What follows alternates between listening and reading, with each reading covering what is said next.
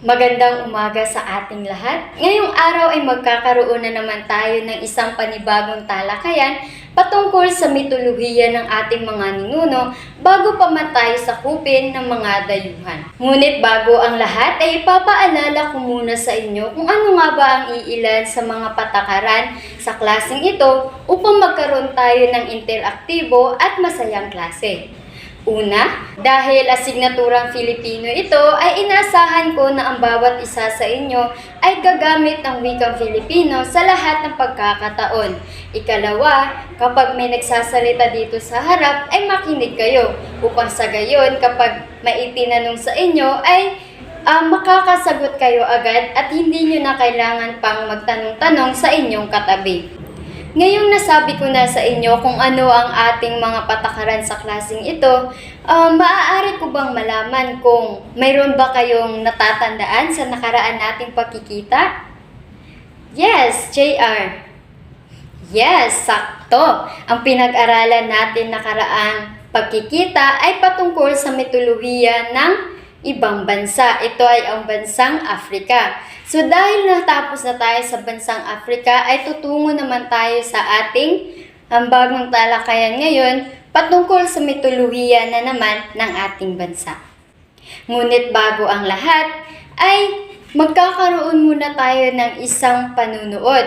Manunood kayo ngayon ng isang video clip patungkol sa ating mitolohiya nang sa gayon ay magkaroon kayo ng mas malawak pa at mas marami pang kaalaman. So inaasahan ko na ang bawat isa sa inyo ay makapag-take note at makinig ng mabuti dahil pagkatapos ninyong manood ay magkakaroon tayo ng pangkatan at isahang mga gawain. Naiintindihan lang ba mga bata? Okay, maraming salamat. Ang Pilipinas ay puno ng mga tradisyon, paniniwala at mga kwentong puno ng kababalaghan. Kaya puno rin ang Pilipinas sa mga Diyos at Diyosa. Sino kaya sila? Ang pinakamakapangyarihan sa lahat ng Diyos at Diyosa, si Bathala. Kilala rin siya bilang si Aba at si Kaptan. Siya ang tagapaglikha ng mundo, tagapagsubaybay ng sangkatauhan.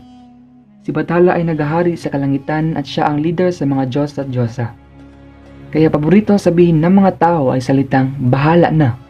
Ito ang pag-aasa sa panalangin ni Bathala. Ang unang tatlong nilalang sa mundo kasama ni Bathala ay si Amansinaya at Amihan. Si Amihan ay wala siyang kasarian at sumisimbolo siya ng langgam. Si Amihan ang tagapaglikha ng hangin.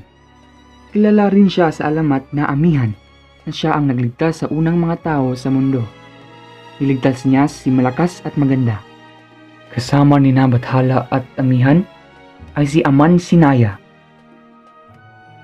Siya ang Diyosa ng dagat. Karibal nito si Bathala. Sabi ng ilan, ang pag-aaway nila ay ang dahilan ng pagkakabuo ng ating arkipelago. Pinadalhan niya ng malalakas na alon si Bathala, ang Diyos ng langit. At ginantihan naman ito ng pagbato ng malalaking dipak na lupa, kaya nabuo ang mga isla at kabundukan na pinalilibutan ng karagatan. Napaibig si Bathala ng isang mortal na babae, pero namatay ito pagkatapos manganak ng tatlong magagandang mga babae. Dahil nito, hindi gusto ni Bathala na may masamang mangyari sa kanilang tatlo, kaya dinala sila ni Bathala sa kalangitan upang mamuhay kasama siya. Ang tatlong Diyosa. Si Mayari, ang Diyosa ng buwan. Si Tala, Diyosa ng mga bituin. At si Hanan, Diyosa ng umaga. Ito ang tatlong magagandang anak ni Bathala. Sa Sambales, kilala si Anitun Tabo o Anito Tao bilang Diyosa ng hangin at ulan. Mataas ang posisyon niya sa mga Diyos, ngunit ibinaba ang kanyang ranggo dahil sa labis na kayabangan. Nagbibigay rin ng mga tao sa kanya ng mga pagkain gaya ng pinipig at bigas. Sino kaya ang Diyos ng araw at buwan? Si Libulan. Diyos ng buwan at patron sa Diyos ng ibang kasarian. Ayon sa ibang kwento, naakit ang kagandahan ng buwan si Sidapa, ang Diyos ng kamatayan. Niligawan niya ito nang hindi iniisip na pareho ang kanilang kasarian. Sinasabing hanggang ngayon ay magkasama pa rin sila at masayang naninirahan sa Mount Majaas sa Panay. Sa Tagalog at sa rehon ng Pangasinan naman, ang hari at patron ng mga mandirigma, si Apo Laki.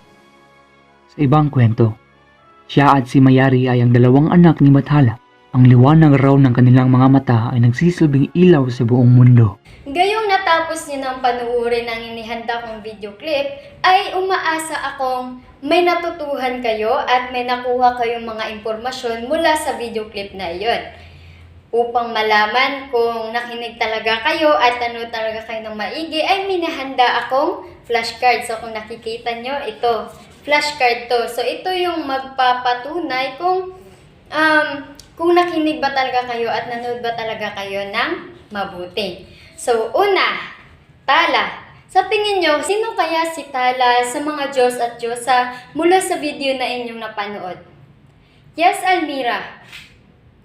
Tama, si Tala, galing sa salitang Tala, siya ang Diyos ng mga bituin. Ikalawa, sino naman kaya si Adlaw? So base sa inyong napanood, sa tingin nyo, natatandaan nyo pa ba kung sino si Adlaw? Yes, Laura, nakikita kitang tumataas na kamay. Tama, si Adlaw ay mula sa mga Diyos at Diyosa mula sa Visayas at siya ang Diyos ng mga araw. Ikatlo, sino naman kaya sa tingin nyo si Libulan base sa inyong napanood? Wow, tama! Si Libulan, siya ang Diyos mula sa mga Diyos at Diyosa ng Visayas na kung saan siya ang Diyos ng mga buwan. Narito naman si Bathala. Si Bathala, siya naman yung pinakamakapangyarihang Diyos mula sa Luzon. Narito naman si Lihangin. So sa tingin nyo, sino nga ulit si Lihangin? Yes, tama. Si Lihangin, siya yung Diyosa ng hangin mula sa Visayas. Panghuli, sino naman kaya si Hanan? So, si Hanan, siya yung Diyos mula sa Luzon na kung saan siya yung tinatawag na Diyos ng umaga. Gayong tagumpay niyong nasagutan ang lahat ng aking mga katanungan kanina ay doon ko napatunayan na nakinig talaga kayo at nanood kayo ng maigi sa video clip na aking inihanda. Ngayon naman ay may ipapakita na naman akong mga larawan upang masubukan ko kung gaano nga ba katalas ang inyong memorya pagdating sa mga larawan. So una, sa tingin nyo, sino kaya sa larawan ngayon? Tama, siya si Alonsina mula sa Diyos at Diyosa ng Visayas. Ikalawa, siya naman si Magwayen mula pa rin sa Visayas. Ikatlo, siya naman si Bathala. So si Bathala, siya ay mula sa mga Diyos at Diyosa ng Luzon na tinatawag natin na pinakamakapangyarihang Diyos sa lahat. At ang panghuling larawan ay si Mayari. Maliban sa flashcard at mga larawan na aking inihanda, ay may inahanda rin akong mga katanungan. Subalit ang mga katanungang ito ay sasagutan nyo na lamang sa inyong mga papel at ipapasa na lang mamaya pagkatapos ng klase dahil wala na tayong sapat na oras. Ngayon ay tutungo na tayo sa ating pinakahihintay na talakayan. Tayo ay magtatalakay ngayon patungkol sa mga mitolohiya bago pa man tayo sakupin ng mga dayuhang Espanyol. Kagaya ng paulit-ulit nating naririnig kapag pinag-uusapan ang mga kasaysayan ng ating mga ninuno noon, ay paulit-ulit itong nababanggit na bago pa man tayo sakupin ng ibang dayuhan o mga dayuhan, ay mayroon na tayong sariling mga mitolohiya o iba pang mga akdang pampanitikan.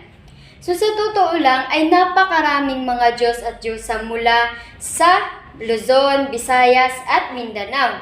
Ngunit magbabanggit na lamang ako ng iilan mula sa Luzon, Visayas at Mindanao. Subalit bago natin simulan ang mga Diyos at Diyosa mula sa bawat pulo ng ating bansa, aalamin muna natin kung ano nga ba ang mitolohiya. Ayon sa aking nasaliksik, ang mitolohiya ito yung ang mga kwento or mga akdang tumatalakay sa mga paniniwala at pananampalataya ng ating mga ninuno. So ang mga kadalasang tauhan dito ay ang mga Diyos at Diyosa na may makapangyarihang taglay. Kagaya nga ng aking nabanggit kanina ay magbabanggit lamang tayo ng iilan sa mga Diyos at Diyosa mula sa Luzon. So sa Luzon may napili tayong 8 na mga Diyos at Diyosa. Ito ay sina Bathala, Ijanali, Dumangan, Tala, Bibit, Apulaki, Mapulon at si Analugay. So si Bathala, siya yung pinakatanyag na Diyos at Diyosa mula sa Luzon, sapagkat si Bathala, siya yung pinakamakapangyarihang Diyos. Ikalawa naman si Ijanali. Si Ijanali, siya ay ang Diyos ng mabuting gawain. Si Dumangan naman, siya yung Diyos ng tig-ani. Si Tala, galing sa salitang Tala, siya yung Diyos ng mga bituin. Si Bibit naman, siya naman yung Diyos ng kalusugan.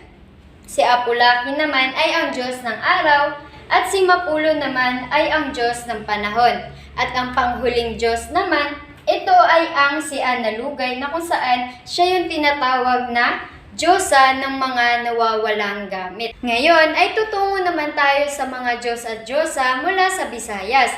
So sa Visayas, mayroon ditong 8 na mga Diyos at Diyosa. Ito ay sina Magwayin, Lihangin, Libulan, Adlaw, Kanlaon, Lisuga, at Lidagat, at ang panghuli ay si Lalahon. So si Magwayin, siya yung Diyos yung Diyos ng dagat. Si Lihangin naman, siya ang Diyos ng hangin. Si Libulan, siya naman ang Diyos ng buwan, at si Adlaw naman, siya ay ang Diyos ng araw. Si Kanlaon naman, siya naman yung pinakamakapangyarihang Diyos mula sa Visayas. So kung sa Luzon mayroong Bathala, sa Visayas ay mayroong Kanlaon. Si Lisuga naman, siya naman ang Diyos ng mga tala o mga bituin. Samantalang si Lidagat ay ang Diyos ng dagat. Ang huli naman ay si Lalahon, na tinatawag na Diyos ng tig-ani or God of Harvest. Para naman sa Mindanao ay may inihanda tayo dito or mayroon ditong 5 ng mga Diyos at Diyosan. So sila ay sina Gamo-Gamo, Tuglay, Abog, Tigyama, Pamulak, at si Pamulak Manubo. So si Gamo-Gamo, siya ang Diyos ng tubig, si Tuglay ay ang Diyos ng panganganak, si Abog ay ang Diyos ng pangangaso, si Tagyama ay ang Diyos ng mga tagapangalaga ng mga bahay o mga tahanan, at ang panghuli naman ay si Pamulak Manubo, na kung saan siya ang Diyos ng mga tagapaglikha. Kung napapansin natin ay talagang napakayaman ng ating mga ninuno noon pagdating sa mga mitolohiya, sapagkat kung nakikita natin at kung nabasa natin ay talagang napakaraming mga Diyos at Diyosa ang ating mga ninuno noon. Kaya't ang nararapat natin gawin ay pahalagahan at pagyamanin natin kung ano man yung mga itinuro ng ating mga ninuno. Sapagkat bawat henerasyon ay nagagamit ito hindi lamang sa mga estudyante, bagkus pati na rin sa mga guro sa hinaharap. Ngayon naman, kung napapansin nyo, ay may ipinaskil ako ditong halimbawa ng isang graphic organizer. Sapagkat ngayon ay magkakaroon tayo ng pangkatang gawain. So dito ay ang unang grupo, pangalawa dito, ang pangatlo dito. So kayo na lang bahala ang maggrupo sa inyong mga sarili dahil para maging komportable kayo kung sino man yung mga magiging kasama nyo. Paalala lamang na ang graphic organizer na nakapaskil dito sa inyong harapan ay isa lamang halimbawa. So sa inyong pagpipresenta ay kayo na ang bahalang pumili kung ano nga ba yung gagamitin nyo na graphic organizer. Maaaring flowchart or maaari namang semantic web. Kayo na yung bahala. Ang importante ay komportable kayo sa kung paano nyo ipipresenta. So, ang gagawin nyo ay ilalagay nyo dito yung tinalakay natin. So, ang tinalakay natin ngayon ay ang tungkol sa iba't ibang Diyos at Diyosa mula sa ating bansa bago pa man tayo sakupin. Dito ilalagay nyo yung Luzon, dito ilalagay yung Visayas, at dito naman yung Mindanao. So, sa ibabang parte nito ay ilalagay nyo kung sino-sino nga ba ang mga Diyos at Diyosa mula sa mga pulo na aking nabanggit. Simple lamang siya, subalit ang bawat Diyos at Diyosa na inyong mapipili ay ipapaliwanag ninyo or ipapakilala ninyong muli kung sino nga ba. Halimbawa, sa Luzon, si Bathala yung napili nyo. So, ipapaliwanag ninyo kung sino ba si Bathala.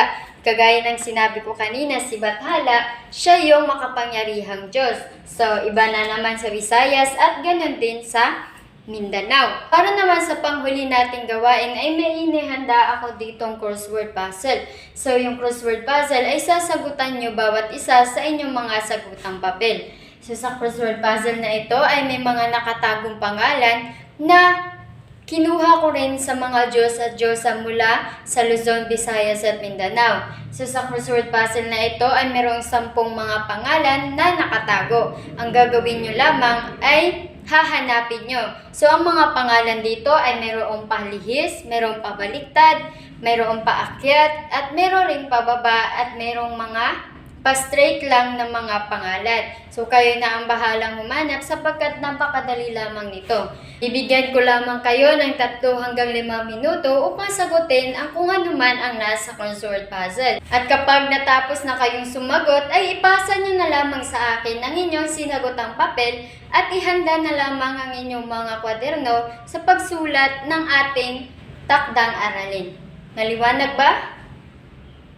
Okay, maraming salamat. Para naman sa inyong takdang aralin, basahin ninyo at unawaing mabuti ang mitolohiya ng bansang China.